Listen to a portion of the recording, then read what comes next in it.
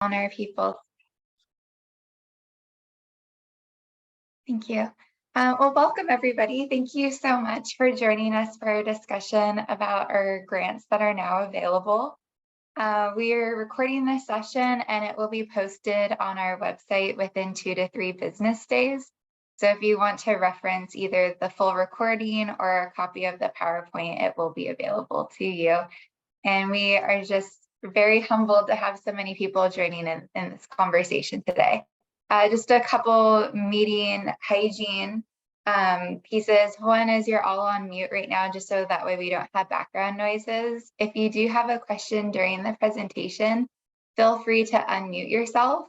I am infamously bad at checking the comments while presenting, and I'm not very good when we have so many people in a conversation with the hand raising function.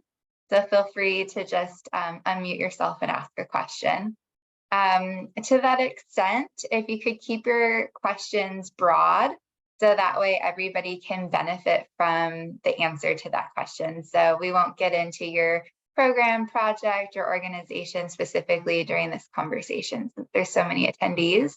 If you have a follow-up question that's more about your project or what you're working on, feel free to reach out to me afterwards.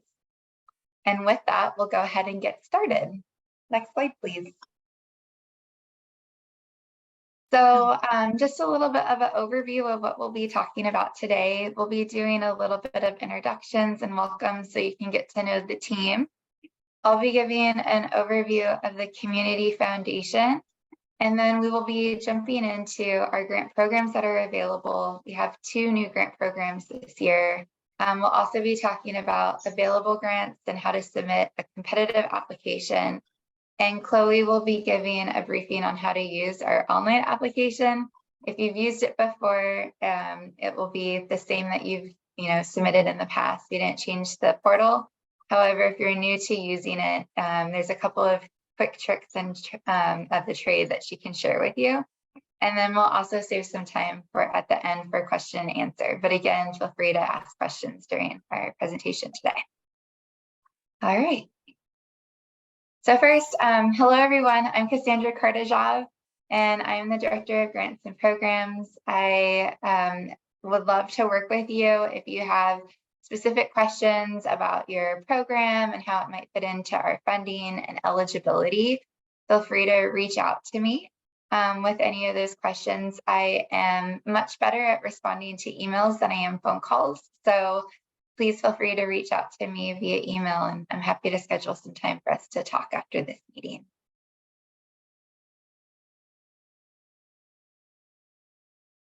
Hi, I'm Chloe Allison. I'm the Grants and Scholarships Programs Assistant here at the Foundation.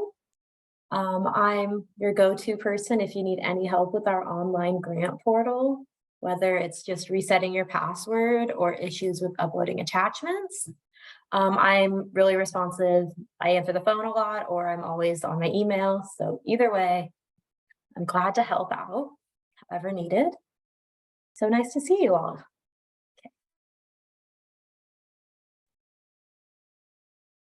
Hi, good morning, everyone. My name is Alicia Krupski. I am the Field of Interest Program Associate at the Foundation. I support both Growing Together, an LGBTQ+ fund, and Access for All. So I can assist you with any questions about application eligibility and funding priorities for Growing Together or Access for All. I'm glad you're all here today. Great, thank you. So that's the team. So a little bit about the Community Foundation. The Community Foundation is celebrating our 25th anniversary. And I have some remarkable statistics to share with you about the work that's happened over the last 25 years. So since inception, we've awarded over 63 million in grants. And what's more remarkable about this is that 88% of that has stayed in our county. On an annual basis, this number is more like 92%, and this is mostly because of our donor advised fund grants, which are really donor directed. Sometimes they like to make grants outside of the areas to national organizations or More recently, when the attacks started happening in Ukraine, we had some international grants going to help children during that period. But most of our funding does stay local. We've supported over 2,300 agencies, and our assets are now 70 million under management and growing. To give you a little bit of an overview of how, when we talk about how much money we give out each year and since inception, this is a little bit of a breakdown of how much we've awarded in the last 25 years to each one of these categories. So 9.3 to the art. Scholarships is another one of our large programs that we aren't talking about today. But if you know of anyone who is going to be a graduating high school senior next year, or as a current college student, just maybe bookmark that we have scholarships available to help support students. And we also now have new scholarships to help support students who are going back to college as well. So if someone started working on their AA degree and now wants to transfer to go to a four-year university, perhaps after taking some time off, we have some funding to help support that as well. And you can also see that we've granted $1.4 million to disaster relief, the majority of which was granted over the past few years, both with COVID and winter storm. So talking about our grants that are available right now, we'll be doing a deep dive of these grant programs, all of which were available to start accepting applications on June 1st. And the grant deadline this year will be August 1st at 5 p.m. If you submit your application after 5 p.m., the application won't actually let you submit. So please make sure to get it in beforehand. And these are the different grant opportunities that we'll be discussing today. So again, we'll be talking about the general grants and some of our other grant opportunities that are available.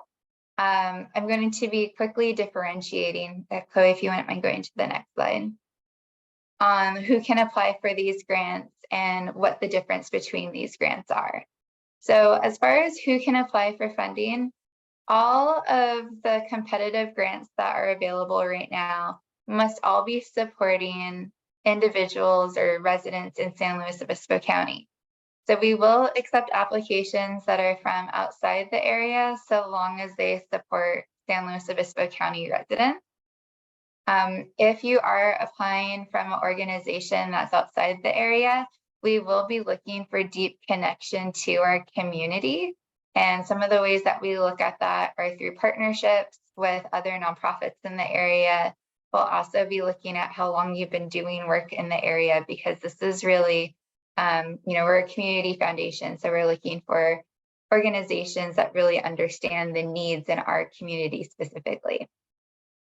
Organizations must also be a 501c3 organization. And this is something that is a taxed IRS type of organization. If you're unclear if you have a 501c3, either Chloe or myself can look that up in our database and help you find out if you do have that tax exempt status. If you do not have that, we do allow organizations to partner with an existing 501c3. So what this looks like is an organization has a 501c3 and maybe there's a grassroots group of people. Maybe it's neighbors helping neighbors. They want to apply for a grant to do a neighborhood cleanup or something like that. They can partner with the 501c3 to submit a grant application. When that happens, all of our communication is with the 501c3. The 501c3 works directly with that grassroots group that's doing the work. So the 501c3 is responsible for the application, and they're also responsible for all grant reporting requirements to us, and they're financially responsible for the grant as well. So when we accept grants that are like this, please send me an email with a memo that outlines that responsibility and that understanding of who's doing what for those grants. There isn't a way within the portal to upload those memos. So again, please just email those to me. Okay.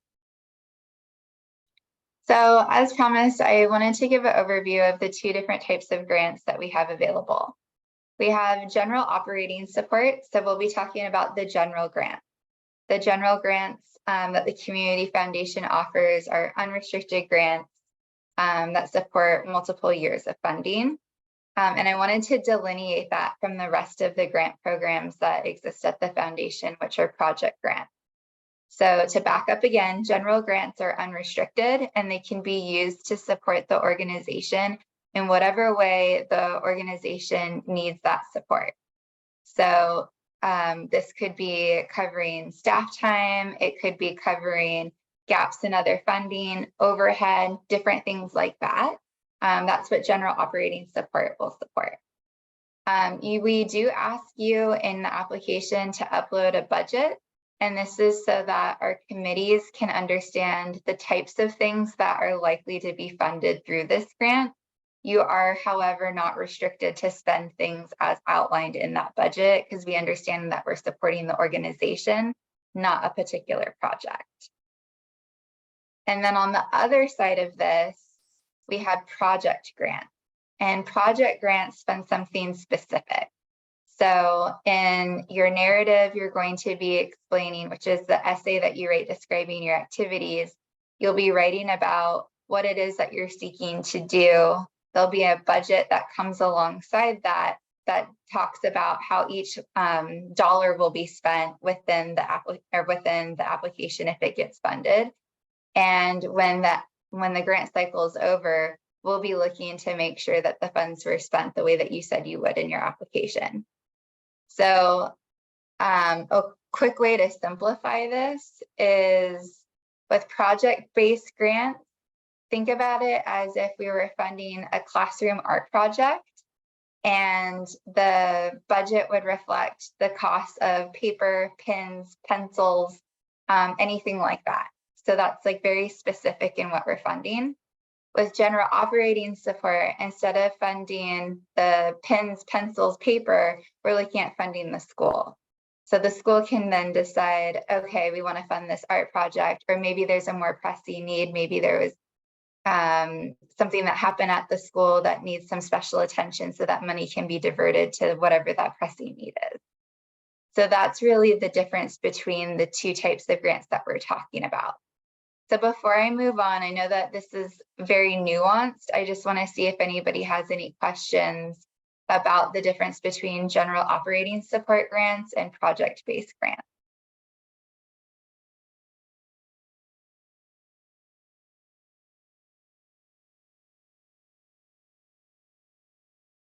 Okay, I'm not seeing any questions on my screen. Oh, good. Lisa, I'm glad that was helpful. So we'll go ahead and move on. So first, we're going to talk about the General Grants Program. So the General Grants Program is our unrestricted grant funding. That's that general operating support. So that first bucket, funding the school. And we have different areas that we offer support in. It's the arts, the environment, health and human services, and seniors and people with disabilities. So each one of these categories has funds available to support the organization, and we offer up to 2 years of support. The maximum grant amount for these different opportunities is $25,000. So if you receive a 2-year grant, you'd be building out a budget that would split that $25,000 between the 2 years. In the budget, you're more than welcome to have the amount be split differently. It doesn't have to be half and half. So for example, if you're applying for a grant and there was a bit of a planning stage and then an implementation stage in the next year, you could have a smaller amount for that first year and a larger amount for that second year, or vice versa. So again, the maximum amount is $25,000 for a 2-year grant. And we also will support single-year grants as well. Let's go ahead and move to the next slide. So again, these are unrestricted grants. They support up to 2 years. You can apply for a single year. So you could apply for just 1 year of $25,000 or of $10,000 or something in between. And we really shifted our grant making to offer larger grant amounts. So I want to talk a little bit about why we did this. We started offering our general grants to be unrestricted grants last year. And part of the reason why we did this was because of what we learned during the pandemic when we were issuing COVID-19 emergency grants. What we were hearing from community leaders is that the state of donations and what was happening with the government was very much in flux. So on Monday, you could need masks. On Tuesday, you could get a truckload of masks, but then you need help for staff with cell phones. And so there were all sorts of different needs that were popping up all of the time. And for our leadership at the foundation, what we really learned was the importance of trusting our grantees. And so whenever possible at the community foundation now, we offer unrestricted grants. Some of our grants are restricted and we'll be talking about those, but that's really our why to this. We also learned about the importance of supporting organizations for a longer period of time. We learned that it's really difficult not knowing what money will be there next year. And so having some money to help be more planful is more important to organizations. And then having a larger amount as well. So prior to last year, the average grant amount for our general grants was about $5,000. Last year, the average amount was about $18,000. So we've really increased how much we're awarding to each agency. The downside of that is that we're awarding funding to less organizations. The upside is our investments that we're making to those organizations are more impactful. So there is a bit of a trade-off there, but from the feedback that we've been receiving from the nonprofit community, this seems like the right path for us to go down to be able to support nonprofits. Okay, next slide. So one of the things that I wanted to really hone in on here is the elements of a competitive application, and then also share with you some of the learnings that we had in the committee process as we were reading about these different grants last year. So I also had heard from nonprofit leaders that it's actually really hard to write grants for general operating support. So I want to talk a little bit about what we look for in these applications. So I noticed last year that when our committees were looking at the applications, it was helpful to have a broad sense of what the organization does. So we're funding the whole organization. So listing off if you have a couple programs within your organization, a couple of the programs list off what they are and what they do and how they tie into our funding priorities.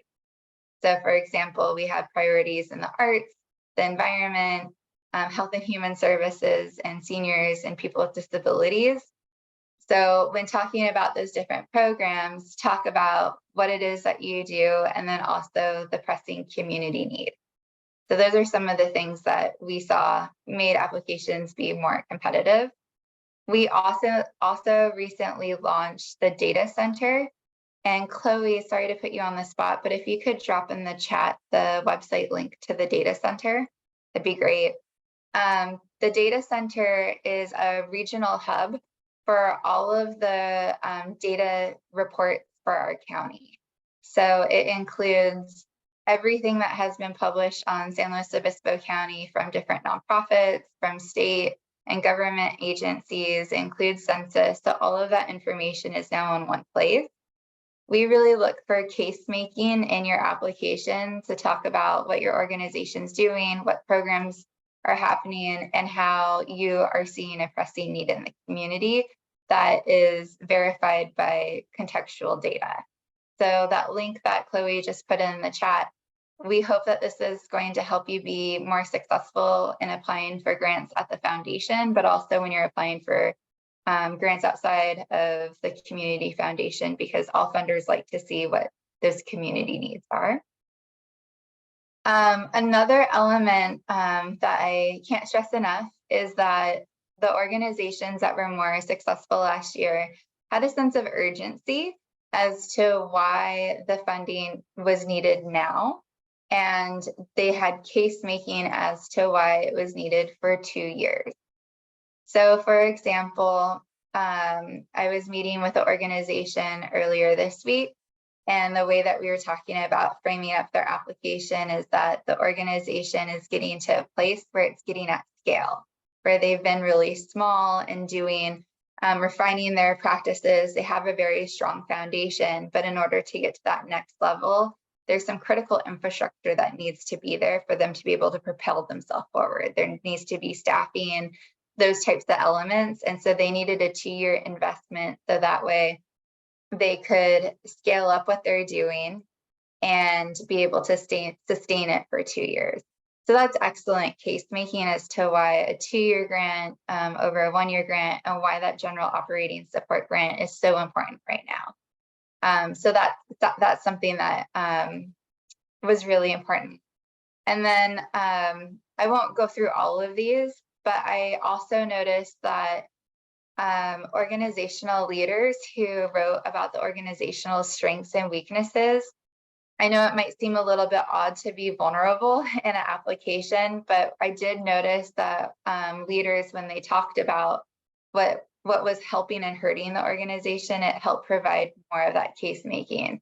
So we see this need in the community. Our organization isn't prepared, our staff isn't prepared to address that need. We know that we need to scale up. And so therefore, we're applying for this grant now. That also speaks to urgency, but it also helps us understand where the organization's at right now. We also know that there's a lot of transitions in leadership at agencies. And so having some support during transition, when I know that normally when there's transition within a nonprofit at a high leadership, especially executive level, often we see a decline in donations because nonprofits that work with their donors might be looking and seeing, well, what happens next in this phase? And the work still needs to happen during that transition. So that could be another, way to be candid about the strengths and weaknesses of the organization. Any questions about that before I move on? Because I know that a lot of people are on this call to learn about our general grants and wanted to hear about how it went last year.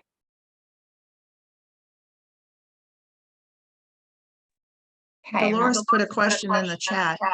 Thank you.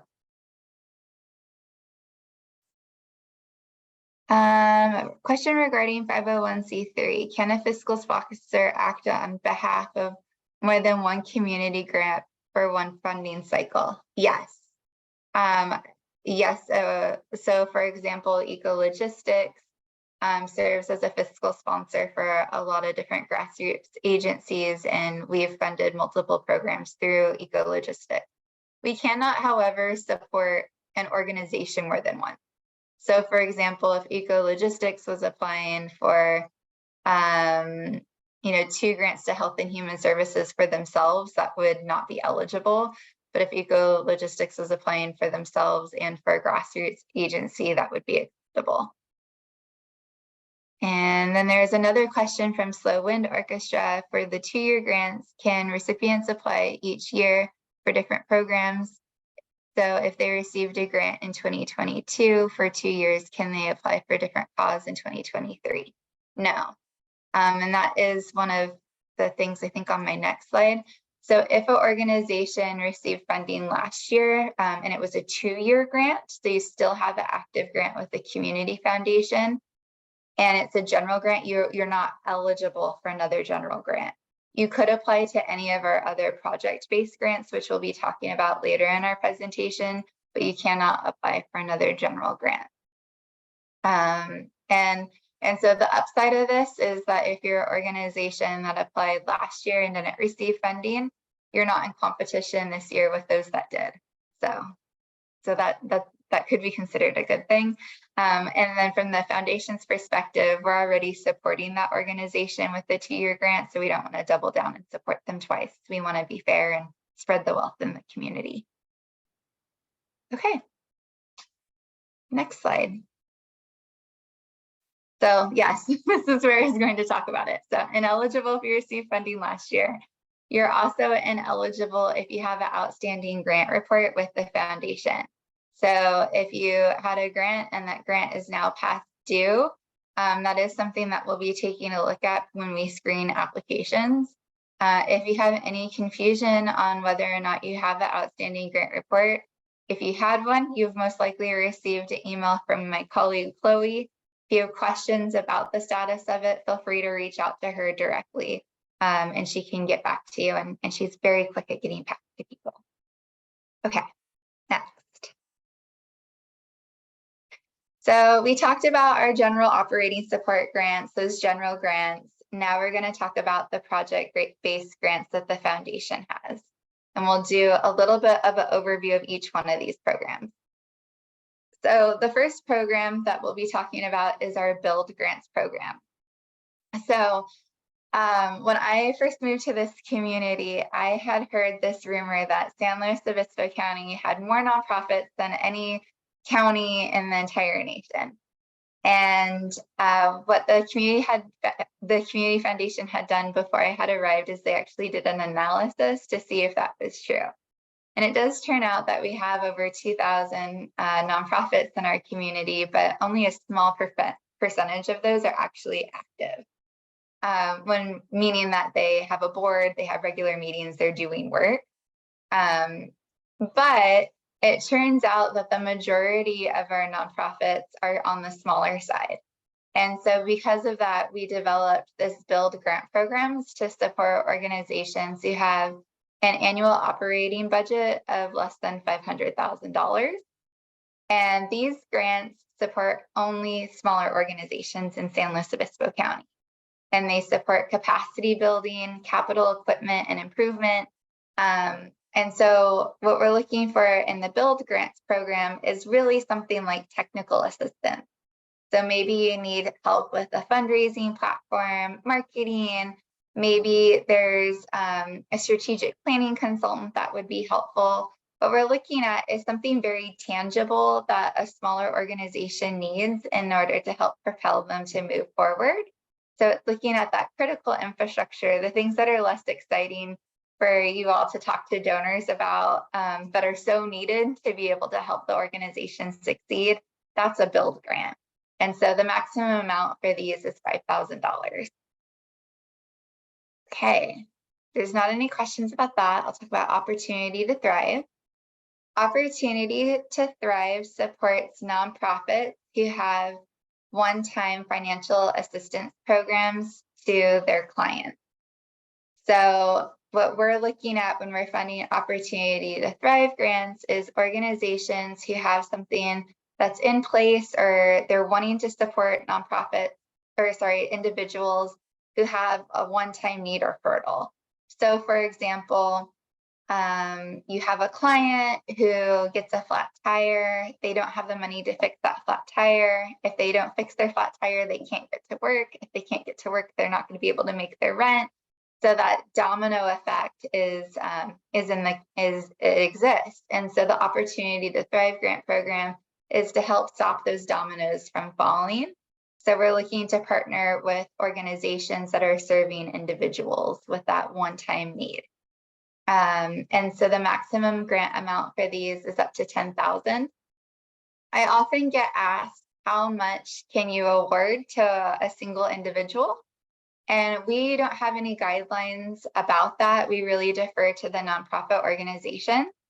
What I've learned from the nonprofit organizations is often they set the cap at less than $600, and that's because anything over $600 has to be there's IRS implications, so you have to go through that whole process, and so it's easier both for the clients and for the organizations to have those amounts be a little bit smaller.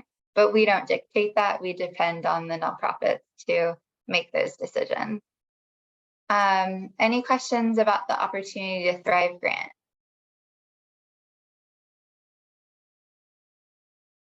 Not seeing any. Okay, go ahead and move on. Senior dances.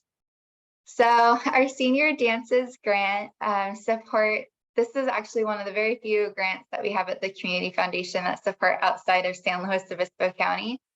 We really focus our efforts in SLO County. It's because the fund is so large that we're not able to award all of the money each year. So what this supports is it's senior dances, and it can only pay for live music at those senior dances. So a quick little story about this. We had a donor that approached the foundation about 10 years ago, and he shared that he met the love of his life at a senior dance. And so he wanted to leave his estate to help people come together and enjoy music and dance because it meant so much to him. So the maximum amount that we award is $10,000, and it can only be used for live music. But it's a terrific funding opportunity. So if you know of any agencies out in the community, this is one of those grant rounds that each year we're leaving money on the table and we want to give it away. So please help us give this money away if you know of anyone who you think would be interested in applying. Okay, next grant round. And I'm going to turn it over to Alicia to talk about Growing Together and Access for All. And Access for All has a new exciting grant opportunity. So Alicia, you want to take it away from here? Sure. Thank you, Cassandra. Hello, everybody. So Growing Together is an LGBTQ plus fund of the Community Foundation. So they support programs and projects that support the LGBTQ plus community. There are three main funding priorities that reviewers will be focusing on in your application. These funding priorities are determined by the advisory committee and change about every 3 years. So currently, the funding priorities are: 1, to demonstrate strategies to reach out to, involve, and center queer and trans people of color, or QT-POC. So a little bit of background on this. Growing Together recognizes that the intersectionality of minority communities has a big impact, and that the fund wants to support creative initiatives and strategies that reach out to, involve, and move QT-POC people from the margins to the center. Another funding priority is to focus on advancing medical and mental health care for transgender and non-binary people. Some examples of this could be programs that help identify health disparities within their organizations, change and implement new policies, programs, and systems, environments, and practices to reduce inequities, or evaluate and monitor efforts using short and long-term measures for structural change, including reassessment strategies with attention to process and outcomes and continued action planning. Finally, the third priority is to create queer spaces. We have had questions about this because it is a little bit vague. But basically, study shows that queer and trans people need and want places that are designed specifically for them to gather, celebrate, and support one another. So some examples of what a queer space would be is, or to help funding a program would be to expand resources for local organizations to create physical spaces to improve community connectedness, pardon me, for LGBTQ plus people. Or to provide assistance in the development of a new and sustainable support, social or wellness groups that provide queer space where resources are lacking or a need has been indicated. Now, the maximum grant amount per grant is $5,000. So do keep this in mind during your application. For example, with Queer Spaces, we are most certainly not expecting you to build a community center, but to find ways to create those spaces in meaningful ways within the community. Does anybody have any questions right now about eligibility for the Growing Together fund grant?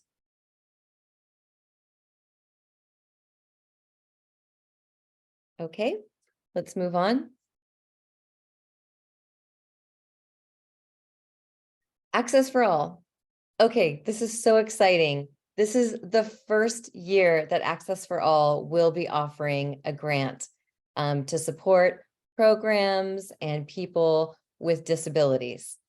So Access for All has developed a very broad list of funding priorities, and I will share those with you now.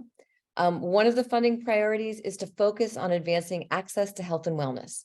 So examples are access to healthcare services and equipment, access to activities that promote good health and wellness, physical and mental health, exercise, fitness facilities, and indoor and outdoor recreation. Another funding priority is to expand capacity for housing and home access. Examples might include options for accessible, affordable housing, modifications or equipment for living independently and safely, like smart homes technology. Another funding priority is to create and support community participation and inclusion. This could mean accessible events, making events more accessible by providing interpreters, video captioning, accessible websites, creating accessible physical and virtual spaces, inclusive programming, and accessible transportation and wayfinding. Finally, their fourth funding priority is to promote accessible workspaces and grow employment opportunities.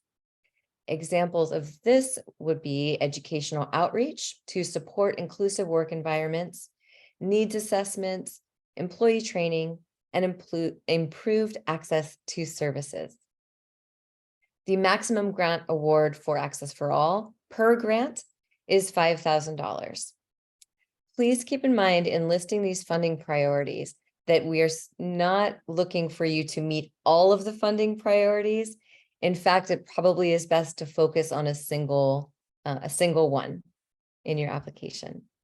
Now, does anyone have any questions about the Access for All grant application or funding priorities? Okay. Great, thank you, Alicia. Oh, there's one. Oh. How many grant categories are we allowed to apply for? So you're allowed to apply to any of the grant opportunities once. So you could apply for Access for All, Growing Together, a Build grant. You can apply for all of those different opportunities. You just can't submit an application 2 times to Access for All or 2 times for Growing Together. The exception is if you're a fiscal sponsor and you're supporting a bunch of different grassroots entities, then you can apply multiple times to these different funding opportunities. Does that make sense? Excellent. Thank you, Jenny, for that wonderful question. Okay, so we'll go ahead and move on. Go next slide. Oh, wait, there's another question. Oh, there's another question. For Alicia, I think. Oh, Alicia, will you share your definition of a disability?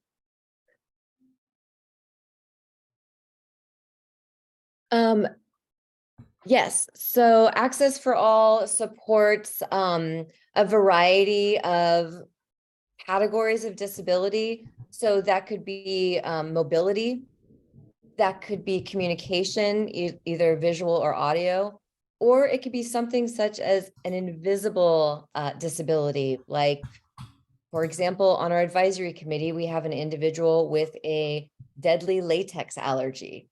Nobody can see it, but she moves through the world with a lot of barriers to access. Great, thank you. And the last question was from James about multi-year funding. So the only grant round that's available this go around that offers 2-year support are our general grants. All of our project-based grants are single-year grants. Okay, wonderful. Okay, so we'll go ahead and move on unless there's any other questions, which I'm not seeing any. So this is always an interesting presentation to give because there's some people who have been applying for grants and receiving grants from the foundation for many years. And for some of you, this might be your first time applying for a grant, let alone a grant from the community foundation. So I try and make this so that way there's something that's helpful for everyone. but what I do want to share is that a couple of hints on what makes a good project grant. What I've noticed is that a lot of our larger organizations are used to applying for government grants, and so there's a lot of jargon that's in that. And when you're applying for those larger government grants or those larger private foundation grants, their committees have individuals that have professional experience in that space. We're a community foundation, and so the people who review our grants are community members who have a very good sense of what the community needs are, but they might not be subject matter experts in your area of expertise. So when you're crafting your narrative, make sure that you're using relatable language. So I like to think about this as if you were to invite your neighbors over and you're having dinner and they asked you, what is your organization up to? Think about how you would talk about it with that group of people. Very accessible language and uplifting in that way. Other elements that make for a good project is that it's well-defined. And I know that this might sound very simple, but what we're looking for is we want to know what it is that you're seeking to do with this funding. Project-based grants are, you're saying that there's something very specific that you're looking to change or a need that you're looking to address, and that's what you're seeking to do. Often when we're reading a grant application, we have no idea what the applicant is wanting to do until we read the budget. So make sure that it's very well defined what you're seeking to do with our funding. It also is attractive if there's some kind of unmet need. So where we would look at this is maybe the project that you're doing is helping meet an unmet need in the community based off of what those needs are, how you define them. Maybe the unmet need is also a gap in funding. So maybe you receive this great grant that supported X, Y, and Z, but it doesn't cover L. You could apply for funding to help meet that gap, so that way you can carry out that good thing. Has a broad reach. This is actually something that's held in tension with something else, and we honor both. So whatever it is, just make sure you do case making. So some organizations are serving hundreds of people, whereas others are doing very intense work with a smaller group. Maybe it's like 15 people. Whatever that is, explain why that approach is important to your agency and how it helps you meet a pressing community need. That's what the community foundations committees are looking at, is what are the needs that are happening in our community and which organizations seeking to serve those. So if you talk about your approach, that can be really helpful, because you could imagine a community member might be looking at a grant and going, you know, we could be funding a grant that supports 100 kids or one that supports 5 kids. What would make me want to support the 5 kids?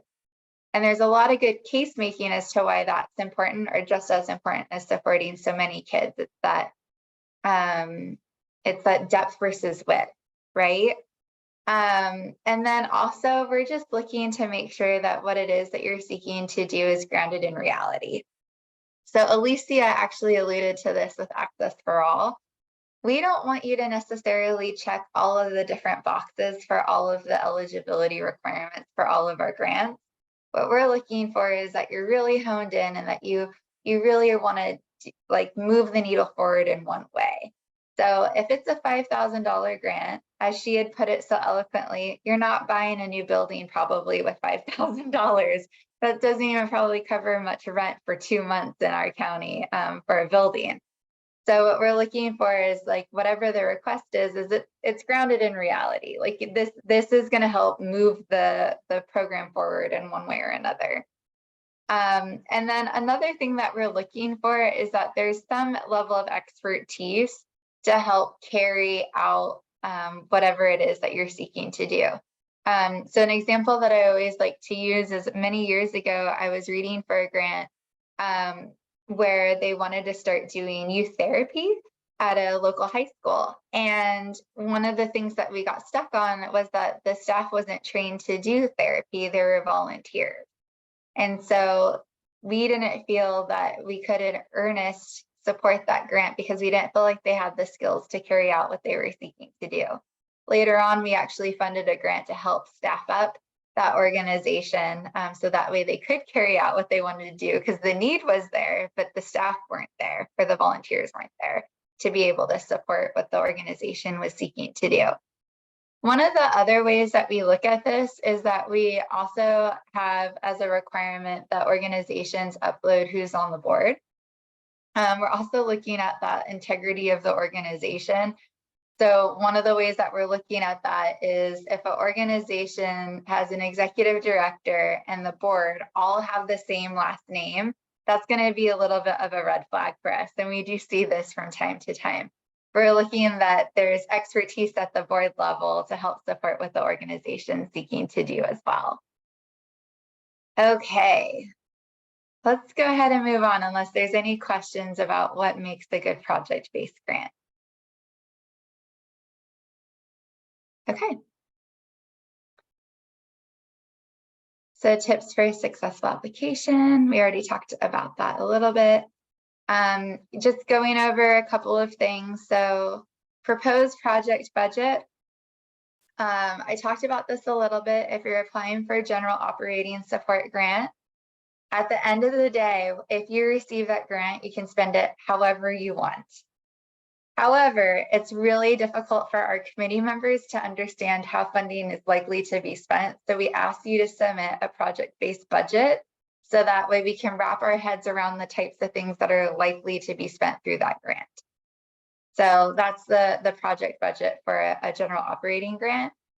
However, for our project-based grants that we just talked about, those are really looking to have a clear understanding of the budget. So we're interested in seeing how you would utilize our funding to accomplish the project goals. And then are there other funders that are coming to the table to help support that as well?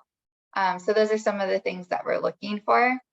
The last one on this is the list of major and current sources for funding. I think this is actually where I get the most questions from applicants. So just to be clear, what we're looking for in this is we're interested in seeing the potpourri of the type of thing that you get funded. So we're interested in seeing what grants look like. So if you're receiving outside grants, so if you receive funding from like the Hilton Foundation, like those types of things, we want to see overall how much funding comes in to support those types of big grants. If you're receiving private donations, we're not looking for a list of your donors. We're looking to see how many donors you have, like, and how much money that comprises of your budget, those types of things. So we're not asking for a list of names. We're looking to see the breakdown of how your organization is supported. And then we also ask for your organizational budget and then your previous financial statement.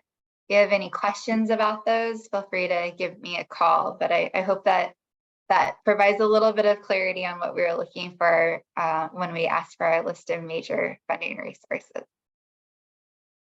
Okay, next. Again, this is our proposed project budget. So I just wanted to show what this looked like. So with a project budget and with our general grants, we want to see a line item as to what it is that you're seeking funding for. So to go back to my earlier example, this is a school that wants to do art project. So we would be looking for art supplies, how much that supply is, and how much you're requesting from the foundation under specific grant funds use and notes. If that funding's already been made up somewhere else, so if the cost for paper was $5,000 and you're asking for $3,000 for the build grant, you could put in notes on where the rest of that funding's coming from. At the end of the day, for our project-based grants, what we'll be doing is submitting to us a grant report on how the grant went, and we also ask for an updated project budget that closes out the grant. We're looking to see that you spent the money the way that you said you were going to in your grant application. If during the life cycle of the grant there's any changes that need to happen to the budget, you can email me and request a change to the project budget, and we can work together on that. For general grants, for our general operating support grants, this is a shot in the dark on what you think you would be spending money for, but again, that can change over time. And I see a question from Richard. Hi. How detailed do these items have to be? If you have, for instance, you're asking for a piece of equipment and estimated a maintenance for that equipment throughout the term of the project, how much detail do you need to break that down? Good question. So if it was me, and let's say I wanted to purchase a tractor with this grant, just coming up with something randomly, I'd be putting down the tractor as my item, how much it costs to purchase it. And then below that, I would be putting like supplies to run the tractor, like oil or gas or maintenance, those types of things, and I would roll it up. So it'd be two different line items because there's one to purchase the tractor and one that's more maintenance. So I would just separate it out like that. There's a question, does it help to include quotes or different things like that? We don't need that level of detail. If we have a question, if something seems unrealistic, like if a tractor, for whatever reason, in the budget looked like it was only going to cost the organization $1,000, that might raise a red flag because we know tractors cost usually a lot more than $1,000. So I might circle back with you, but I'm not going to look to you to upload a quote for how much that tractor costs. Does that make sense, Richard? Okay, great. And okay, so again, this is the list of major funding sources. So funding sourcer. So again, I would just group this. I wouldn't list specific names of funders. I think that information is private. So I would do like government grants, and then how much is secured and how much is pending. Funding from private donations from an annual fundraiser, like those types of things. So I would roll it up. We don't need to see all of the different funders that you have. If you want to include any additional notes, this is something that applicants asked of us several years ago, is to include some area for comment. You're more than welcome to do that. If you don't have anything else that you want to say about your funding list, then no need to include. If we have questions, we'll come to you. Okay. And then with that, I'll turn it over to Chloe to talk about our online portal. All right, hi. I'll be doing a brief overview of how to navigate our online application. So this is our CS Loco website, what our homepage looks like right now. And if you go to the nonprofits tab up here and then click available grants, it will go ahead and take you to this page, which below here, it'll list all the available grants we have. And here, apply for a grant will then take you down to our grant portal website. It's called Community Force. And it also lists all the grants on that website as well. And then you can go through and there's, sorry, and then yeah, you can read about the different grants and then find one that you would like to apply for. And if you are a previous user of our account, you can log in up here. And if you are new to our portal, you can press the login button and it'll help you, oh wow, make, sorry, an account. So I'll go to the next page. So this is what the login page looks like. You just type in your email and your password or create a new account.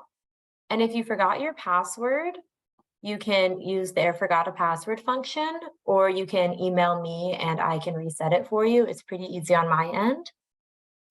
Also, if you're new to your organization as the grant writer, there's a way that we can work together to get you added as a user to your organization's profile through Community Force, so that you can see all historical applications from your organization. And if you have any trouble at all with logging in or creating an account, please reach out to me. As Cassandra said, I'm very responsive via email, and I have a really good handle on the Community Force website. Always happy to help. And so once you get logged in, this is what it's going to look like for you. There's the search button where, again, if you scroll down, you will see all the applications we offer. My applications will bring you to where you can see your current applications and historical applications. And my review applications will only show up if your account is used to review grants. I see a question. Okay. I saw that, Maria. I will connect with you about that. And so here, if you have already started an application, you can click continue application. And if you have yet to start one, if you press apply, it will take you to the same place. So I want to make sure I hit all my notes. Oh. All right. Then once you're in an application, this is what it looks like. Up here is the choose action function. It has a drop down arrow. It includes import from other applications. So if your applicant information hasn't changed, maybe you applied for our spring grants, you can import that to help you save time and make less errors, be consistent. And these are the different sections. So yeah, applicant information is the basic information about your organization and your project name. And program narrative is, as Cassandra described, the narrative section where you kind of do your case making. And required attachments, which I'll get into in a minute, and Cassandra's also gone over. And then we have our terms and conditions statement. And it's very important that you sign the terms and conditions statement before you submit. Each of these sections also has a percentage bar where you can track your progress in it. Once they're all at 100%, you're good to submit. If they're not at 100%, it means you're missing something. Perhaps you haven't checked the terms and conditions box or filled in one final piece. All required questions have to be answered. And then the final review and submit button, very important. Last year, we had someone complete a really nice application and they forgot to hit submit. So their application didn't get forwarded to committee. You will get an automated email from us saying, thank you for submitting your application. If you submit and don't get that email, please let me know so we can figure out what's going on and make sure your completed application is submitted. Also, good note, once you're in each section, Community Force will automatically save after 10 minutes, whether you're active or 10 minutes of inactivity, but be sure to press save yourself. You don't want to lose your hard work. So we'll go on to the next one, the required attachments page. So it includes the proposed project budget and the operating budget, also the board of directors. My screenshot didn't get moved, I'm sorry. And the current sources of funding. We provide fillable templates for the project budget and the funding source template. We recommend using them so that way it's really easy for us to have the information we need. As Cassandra went into both of these earlier. All required attachments must be uploaded as PDFs. I'll discuss how to save the PDF if you need it. The fillable templates are already PDFs and they cannot exceed 10 megabytes. So that's pretty big. They shouldn't be bigger than that. And the current list of board of directors needs to include city of residence and professions and experience. It is listed on all the applications. So next, I'll just do a quick overview of how to save as a PDF if you're doing it in Word. Sorry, are there any questions about this? Oh, where can you find the fillable templates? Great question. Oh, one sec. The fillable templates are right here. If you click on this blue hyperlink, it will pop up in your downloads bar on your computer. Ooh, the board of directors of the community group or the 501c3 fiscal sponsor. I'll pass that to Cassandra. That's a great question. I would ask for both. It'd be helpful to have the organizations fiscal sponsor, the organization's board of directors. Most often grassroots groups don't have board of directors, but if they do, feel free to include that as well. Just differentiate the two. All right, any other questions on this section before we keep going? All right. So if you're using Word to save as to print as a PDF, so you'll go to the save function, and instead of doing save as, go down to print. And then it has all these options. So whatever PDF software you use, we use Foxit here. You can just print to it, and then you title it and save it wherever you need to save. And it prints it to a PDF. Very recently, Community Force is requiring that you can't upload a fillable PDF to the platform. So once you use our templates, be sure to print it to PDF again and make it an unchangeable document.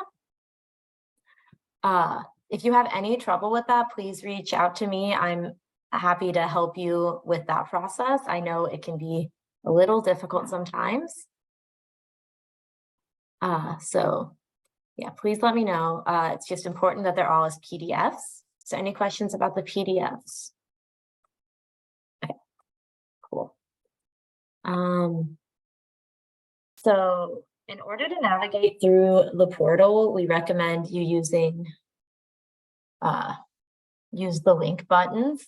So my applications, these are all the applications I have started or submitted. And you can click on it. So if I want to look at my access, if I'm applying for multiple grants in this round, the My Applications page will pull up all of them. Here's and you just click into it. If you would like to get a PDF of your application, you can get it from this link here. If you're collaborating across multiple people in your organization through our platform, we do offer that, and that here is where you can see who does that. Whenever you want to go back to a screen, be sure to click My Applications. Clicking the back button on your browser usually doesn't work. And that's my biggest tip on that. And then I do have one other special thing. So the General Grants Program does allow you to submit multiple applications. So the same organization could apply for arts or health and human services or senior and people with disabilities. So when you click on starting a new application or your first, this dialog box will pop up and it asks you to type a brief description. So you can just put arts or seniors and people with disabilities so that you can keep track of which application is which, and so can we. Again, if you have any questions about that, just shoot me a quick email. I will respond as quickly as I can. And then, so once you complete this, it'll bring you to that dashboard that we showed earlier. So yeah, that's kind of my bit on that. Are there any questions that any of you might have now? Okay, all right, so I will go ahead and pass it back to Cassandra. Great. So lastly, we just want to remind you of the important dates. The deadline for this grant round is August 1st at 5 p.m. It will kick you out at 5:01, so you won't be able to submit at that point. We will be notifying applicants in mid-October. I often get asked what the grant period will be. It will be from the date of the award letter, which should be around October 15th, and it's due a year later. So we provide a little bit of a buffer. So you have 1 year to complete the grant, and then we give you an additional month to submit the grant to us. That way you don't have to finish a grant in 11 months versus 12. If you receive a 2-year grant, there'll be a mid-year grant that will be due halfway through the grant. So it would be October 15th, 2024. And your final grant wouldn't be due, final grant report wouldn't be due until November of 2025. So with that, that takes us through our workshop for today. If you have any questions, please feel free to reach out. You have our contact information here. And thank you so much for your interest in applying for grants. And we look forward to partnering with you and answering any questions that you might have. Chloe, Alicia, and I will hang on for a couple of minutes if anybody has any big questions for the team or for the group. But if not, we'll just say thank you so much for joining.